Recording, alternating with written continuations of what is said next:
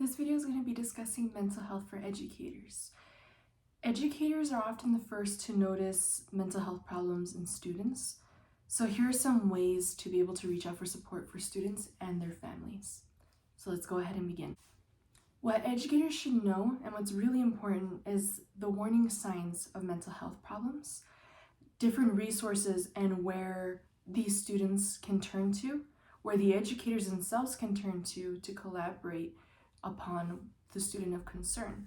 So whether it be a school principal, a school nurse, school psychologist, a psychiatrist, counselor, social worker, or any other resource that they can go to reach out for questions about the student's behavior. It's also important to know how to access crisis support and how to access certain mental health services and how those two can collaborate with the school environment and with the mental health environment. So what educators should look for in student behavior and consult the school counselor, administrator, nurse, and even the student's parents is if they observe one or more of these following behaviors. Feeling very sad or withdrawn for more than 2 weeks. Seriously trying to harm oneself or making plans to do so. Sudden overwhelming fear for no reason, and sometimes a racing heartbeat or fast breathing or a sense of panic. Involvement in many fights or desire to badly hurt others as well. Severe out of control behavior that can hurt oneself or hurt others. Not eating, throwing up, or using laxatives to make oneself lose weight. Intense worries or fears that can get away of daily activities. And this is Bodhi.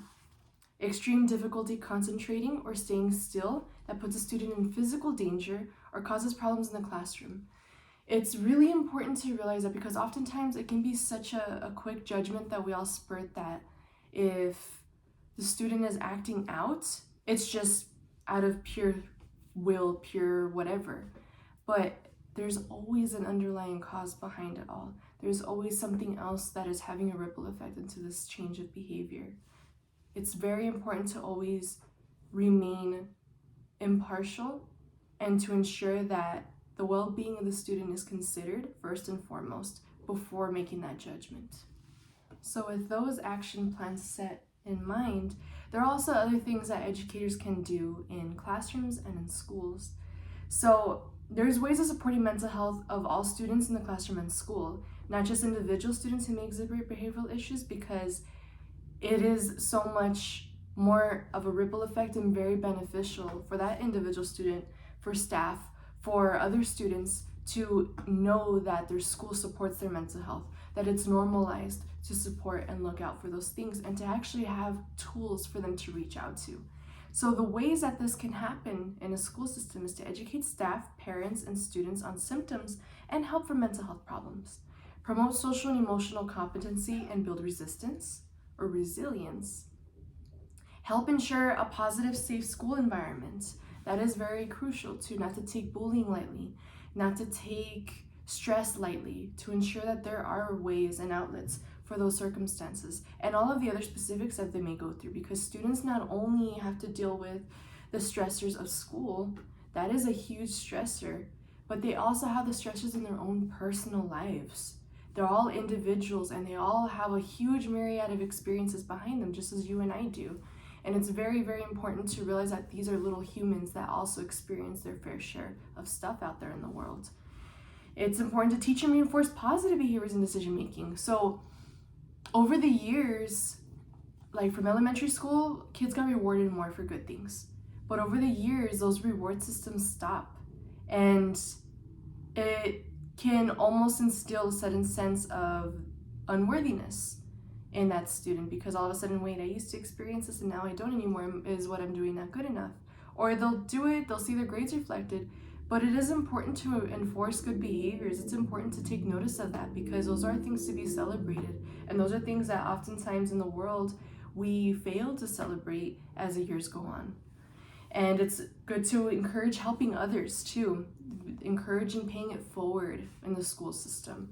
Encourage good physical health too, because that is linked to mental health as well. To help ensure access to school-based mental health supports. So there could be things within the school and there could be things that the school can collaborate with to encourage and to normalize and not say asking for help is shameful. No, to ensure that they know that they don't have anything to be ashamed of if they reach out for help. So in order to develop effective school mental health programs, efforts to care for the emotional well-being of children and youth can extend beyond the classroom and into the entire school. So school-based mental health programs can focus on promoting mental wellness, preventing mental health problems, and providing treatment. In order to do those effective programs, there need to be 3 things to consider. Promote the healthy social and emotional development of children and youth. Again, emphasizing that. Again, being supportive of that. Recognize when young people are at risk and are experiencing mental health problems and not taking those things lightly or brushing it under the rug. Identify how to intervene early and appropriately when there are problems to ensure that they don't snowball into further ones and severely affect that child or youthful individual's life being.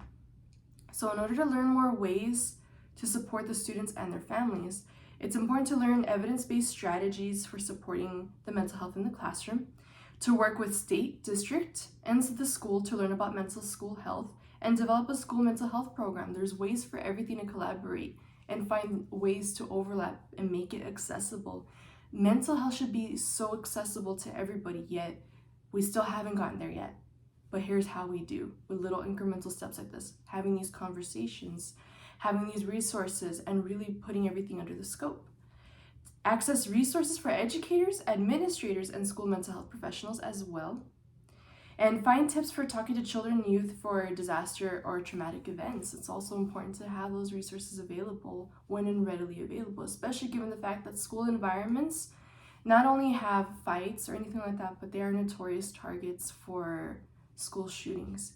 It's very important to not just prepare them physically, but to help them cope with the mental distress that can add, even if they haven't experienced it, and I hope that never becomes more of a ripple effect, but to also help them cope with the fact that that's also a possibility. Help them cope with all the unpredictabilities of the world and all of the events in the world that reflect out there, and how to be able to cope with those things as well, and all of the disasters that go around, because they're learning, they're sponges, and it's really crucial to make it a safe space for them.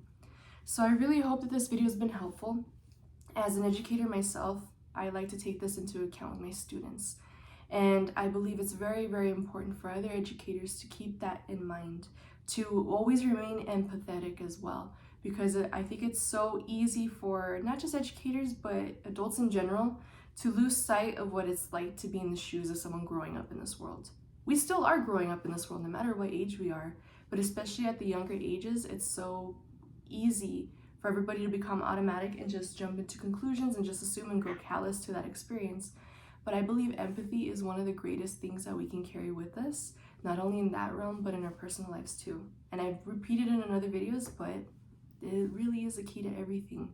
So I hope this video has been helpful. Please take this into consideration. If you are higher up in an education system, please implement this into your schools. Students need it. If you're an educator, if you're any part of support staff in a school, please be that person that adds that into every day-to-day life.